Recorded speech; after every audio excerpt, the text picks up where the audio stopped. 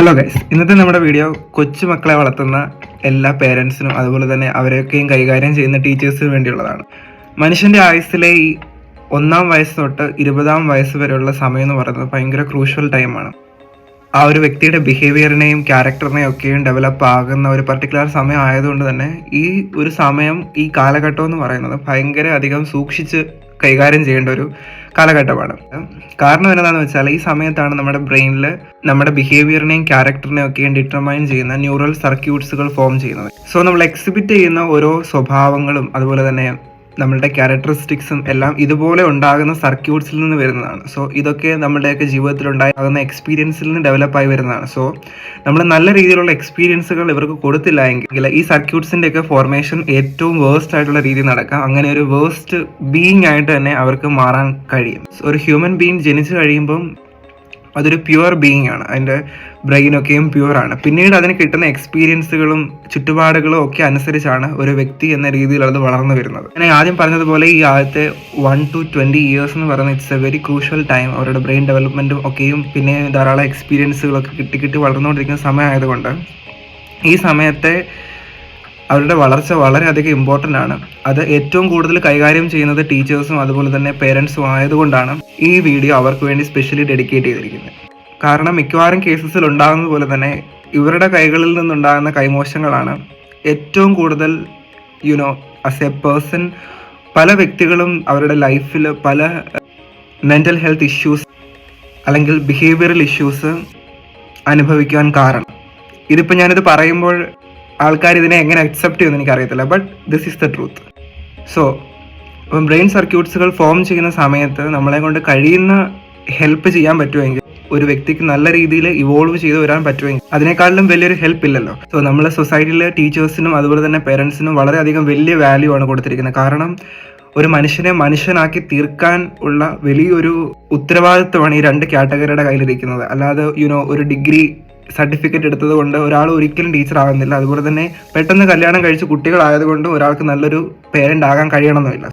Traditionally ഒക്കെ നമ്മൾ follow ചെയ്ത് വന്നിരിക്കുന്ന പാത്താണ് പലപ്പോഴും നമ്മളെല്ലാവരും കുട്ടികളെ റേസ് ചെയ്ത് വരുമ്പോൾ അല്ലെങ്കിൽ കുട്ടികളെ വളർത്തിക്കൊണ്ട് വരുമ്പോൾ ഫോളോ ചെയ്ത് വരുന്നത്. അതുമൂലം അവർക്കുണ്ടാകുന്ന ഒരു മെൻ്റൽ ഇഷ്യൂസ്, ട്രോമാസ് അതൊക്കെയും എക്സിബിറ്റ് ചെയ്ത് തുടങ്ങുന്നത് അവരുടെ 20s എന്ന് വെച്ചാൽ അവരുടെ ജീവിതം സ്റ്റാർട്ട് ചെയ്യുന്ന സമയത്തായിരിക്കും.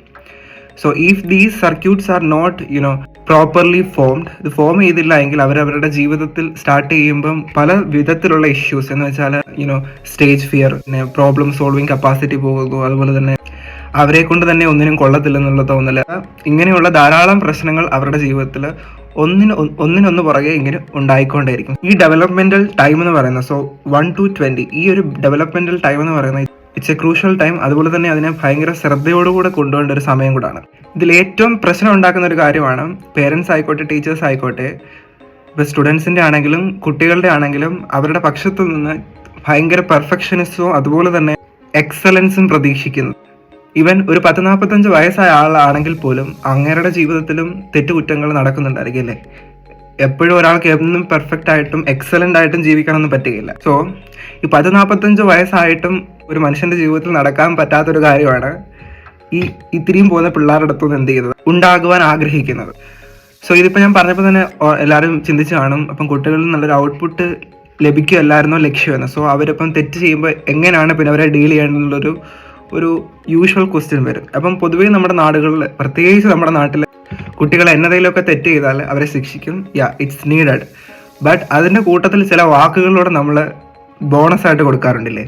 അപ്പം നമ്മൾ പറയുന്ന പേരൻസ് ആയിക്കോട്ടെ ടീച്ചേഴ്സ് ആയിക്കോട്ടെ കുട്ടികളോട് പറയുന്ന വാക്കുകൾ വളരെയധികം സൂക്ഷിച്ചു വേണം. കാരണം അവരുടെ ഉള്ളിൽ ഈ ന്യൂറൽ സർക്യൂട്ട്സുകൾ ഫോം ചെയ്യുവാൻ വാക്കുകൾക്കും എക്സ്പീരിയൻസുകൾക്കും വളരെയധികം ശക്തിയുണ്ട്. സോ നമ്മൾ അവരെ കടത്തിവിടുന്ന ഓരോ എക്സ്പീരിയൻസുകളും വാക്കുകളും അതീവ ജാഗ്രതയോടെ വേണം യൂസ് ചെയ്യാൻ. ഫോർ എക്സാമ്പിൾ, ഇപ്പോൾ ഞാൻ നിങ്ങൾക്ക് ഒരു സിറ്റുവേഷൻ തരാം. ഒരു കുട്ടി ഒരു തെറ്റ് ചെയ്തു. സോ ഫസ്റ്റ് ഓഫ് ഓൾ നമ്മൾ വളർന്നു വരുന്ന ഈ 1 തൊട്ട് 20-21 വയസ്സ് വരെയുള്ളവരിൽ നിന്ന് പെർഫെക്ഷനിസവും എക്സലൻസും പ്രതീക്ഷിക്കരുത്. First thing. സോ അവരേതെങ്കിലും തെറ്റ് ചെയ്ത് കഴിഞ്ഞാൽ യൂഷ്വലി കൊടുക്കുന്ന എന്തെങ്കിലും നമ്മുടെ വായി വരുന്നതെല്ലാം വിളിച്ചു പറയുകയും ചീത്തവിളി, അടി, തൊഴി, ഇടിയൊക്കെ ആയിരിക്കും നടക്കാറ്. സോ ശിക്ഷിക്കണം. അതിന്റെ കൂട്ടത്തിൽ നമ്മൾ പറയുന്ന വാക്ക് ഞാൻ മുമ്പേ പറഞ്ഞതുപോലെ അത് വളരെയധികം ശ്രദ്ധിക്കണം.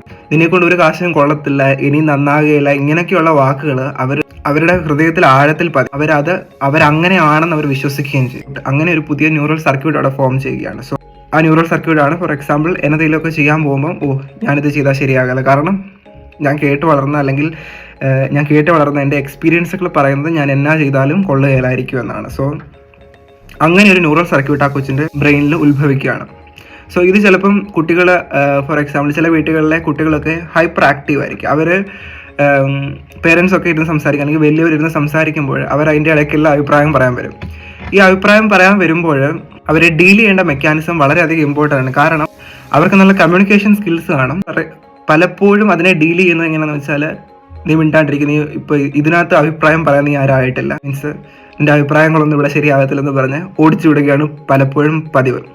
സോ നല്ലൊരു കമ്മ്യൂണിക്കേഷൻ സ്കില്ലുള്ള ഒരു കൊച്ചിന് ഇത് സ്ഥിരമായിട്ട് കേട്ടുകൊണ്ടിരിക്കുകയാണെങ്കിൽ ഈ ഒരു സ്കില്ലിനെ അത് വളരെയധികം ബാധിക്കും. അത് കുറയാൻ തന്നെ ചാൻസ് ആകും. കാരണം ഒരു പുതിയ സർക്യൂട്ട് അവിടെ ഫോം ചെയ്യുകയാണ്, വിച്ച് സെയിങ് ദാറ്റ് ഞാൻ പറയുന്നതെല്ലാം തെറ്റായിരിക്കാം, അല്ലെങ്കിൽ ഞാൻ പറഞ്ഞാൽ ശരിയാകത്തില്ല. അപ്പം അങ്ങനെ പതുക്കെ അതിൻ്റെ കമ്മ്യൂണിക്കേഷൻ എബിലിറ്റീസ് എല്ലാം കുറയും. പല പേരൻസും കംപ്ലയിൻറ്റ് ചെയ്യുന്നൊരു കാര്യമാണ്, കൊച്ചുങ്ങളൊന്നും ഒരു ക്രൗഡിനിടയ്ക്ക് സംസാരിക്കുന്നില്ല, അവർക്ക് സംസാരിക്കാൻ ബുദ്ധിമുട്ടാണ്, പേടിയാണ്, ഇങ്ങനെയൊക്കെ പറയാറുണ്ട്. അതും അവസാനം ആ പിള്ളേരുടെ തലയിൽ തന്നെ വേണം കൊണ്ടുവെക്കുന്നത്. നമ്മൾ തിരിഞ്ഞു നോക്കുന്നില്ല എന്താണ് അതിലേക്ക് കൊണ്ട് എത്തിച്ചതെന്ന്. സോ ഇറ്റ്സ് വെരി ഇമ്പോർട്ടൻറ്റ് നമ്മൾ അവരെ ഡീൽ ചെയ്യുന്ന വിധങ്ങളും അതുപോലെ തന്നെ അവരോട് സംസാരിക്കുന്ന ഓരോ വാക്കുകളും അവരെ കടത്തിവിടുന്ന ഓരോ എക്സ്പീരിയൻസുകളും.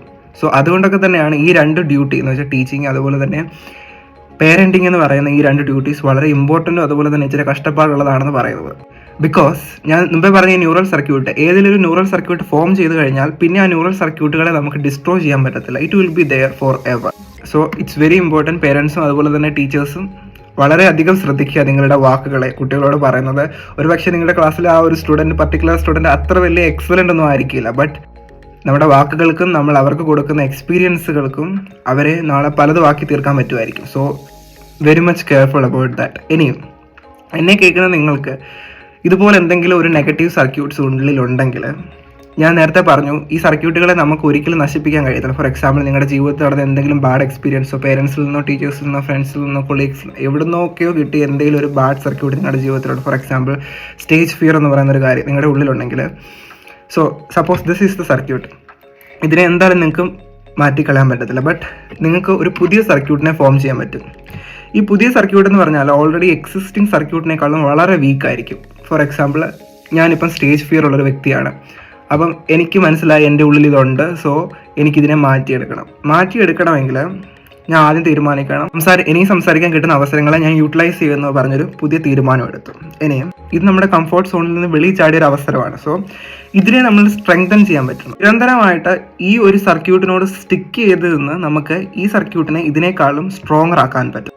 അങ്ങനെ ആക്കിയാൽ യൂഷ്വലി നമ്മളിൽ ഉണ്ടായിരുന്ന ഏത് ബിഹേവിയർ ആണോ അതിനെ നമുക്ക് ഓവർകം ചെയ്യാൻ പറ്റും. സോ നമ്മൾ കേൾക്കാറുണ്ടല്ലേ, എന്തെങ്കിലും ഒരു ഹാബിറ്റ് നമ്മൾ തുടങ്ങിയ അതിന് മിനിമം ഒരു 21 days അതുമായിട്ട് സ്റ്റിക്ക് ചെയ്ത് നിർത്തുക. സോ ആ സ്റ്റിക്കിംഗ് പീരീഡ് എന്ന് പറഞ്ഞാൽ നമ്മൾ ഈ പുതിയതായിട്ട് ലേ ചെയ്ത സാധനത്തിൽ നമ്മൾ പവർഫുൾ ആയിക്കൊണ്ടിരിക്കുകയാണ്. ഓരോ സമയവും നമുക്ക് ഈ വഴി പോകാമായിരുന്നു, സ്റ്റേജ് ഫിയർ ഉണ്ടാകാമായിരുന്നു, പക്ഷേ മനഃപൂർവ്വം നമ്മൾ ഇതുമായിട്ട് സ്റ്റിക്ക് ചെയ്ത് നിന്ന് ഇതിനേക്കാളും സ്ട്രോങ്ങർ ആക്കിക്കൊണ്ടിരിക്കുകയാണ് നമ്മൾ.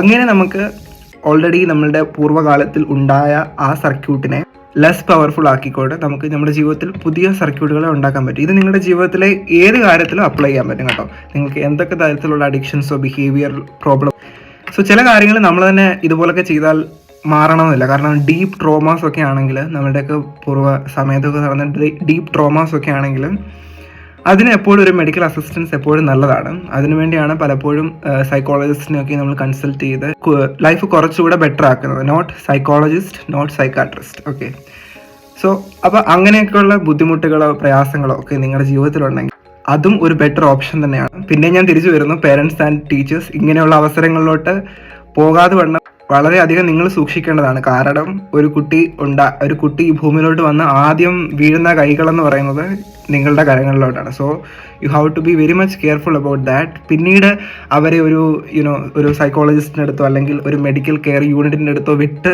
തിരുത്താനുള്ള ഒരു അവസരം ഉണ്ടാക്കി നിങ്ങളായിട്ട് കൊടുക്കരുത്. സോ ഇന്നത്തെ വീഡിയോ കുറേ പേരൻസിനും ടീച്ചേഴ്സിനും അതുപോലെ തന്നെ ഇങ്ങനെയുള്ള ബുദ്ധിമുട്ടുകൾ അനുഭവിക്കുന്നവർക്കും ഹെൽപ്ഫുൾ ആയെന്ന് വിചാരിക്കുന്നു. സോ ഈ ഒരു വീഡിയോ ഒരിക്കലും ഒരു ട്രീറ്റ്മെന്റിനോ സെൽഫ് ഡയഗ്നോസിസിനോ വേണ്ടിയുള്ളതല്ല, നിങ്ങൾക്കൊരു പ്രോപ്പർ ഗൈഡൻസിന് വേണ്ടി മാത്രം നിർമ്മിച്ചൊരു വീഡിയോ ആണ്. സോ ഞാൻ വിചാരിക്കുന്നത് എല്ലാവർക്കും ഹെൽപ്ഫുൾ ആയിരുന്നു. So stay happy. Next time next video ആയിട്ട് കാണുന്നവരെ ഗുഡ്.